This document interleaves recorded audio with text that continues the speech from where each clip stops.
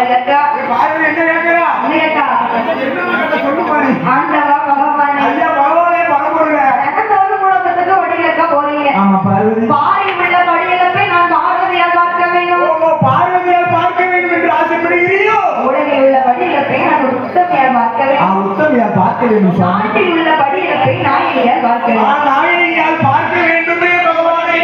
தினந்தோறும் வடியிலக்க போறீங்க. ஆமாப்பா. இன்னைக்கு நானும் உங்களோட வரேன். ஏ பார்வதி என்ன இந்த பூலோக சீதையிலே நான் ஒவ்வொருத்தரையும் ஒவ்வொரு மாதிரி படிச்சிருப்பேன். ஒவ்வொரு விதமாக போன ஜென்மத்துல என்ன பாவம் பண்ணாலும் அந்த பாவத்துக்கு தகுந்தவாறு படிச்சிருப்பேன். ஒரு சிலவங்கள கூடா படிச்சிருப்பேன், குருடா படிச்சிருப்பேன். ஆமா ஒரு சிலவங்கள இருக்கவங்களா படிச்சிருப்பேன், ஒரு சிலவங்கள இல்லாதவங்களா படிச்சிருப்பேன். ஆமா எல்லாரையும் ஒவ்வொரு மாதிரி படிச்சிருப்பேன் பார்த்துக்கோ. ஆனா ஒவ்வொருத்தருக்கும் படியாத வரும்போது நீ கூடாதவங்க வந்து சொன்ன நீ என்ன கேட்பா? இவன் இப்படி இருக்கான், அவன் இப்படி இருக்கான், இவன் நொண்டியா இருக்கான்னு நீ என்ன கேட்டுக்கிட்டே இருப்பேன். உனக்கு நான் பதில சொல்லிடுவேன். ஆனா என்னோட படியிலப்ப மறந்துடுவேன். பதில சொன்னா என்னோட படியிலப்ப மறந்துடுவேன். சரி அதனால நீ கைலாசத்துல இரு. ஆமாவோ ஆமா இல்ல பகவானே நான் என் வாயவே திறக்க மாட்டேன். என்னை அழைத்து செல்லுங்களேன் என்று அந்த பார்வதி அவர்கள் கேட்கின்ற போது கேட்கும் போது பகவானும் பார்வதி படியிலக்க வேண்டுமே என்று சொல்லி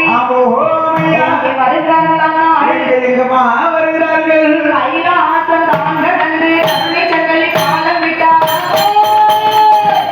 பாலம் பாலம் எல்லாம் முறையா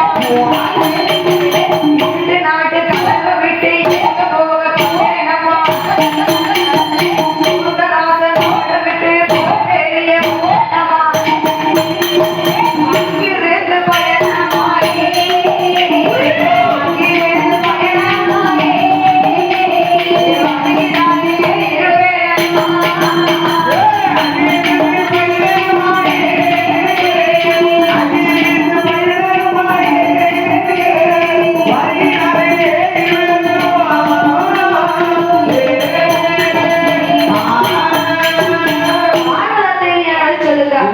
உங்களோட படி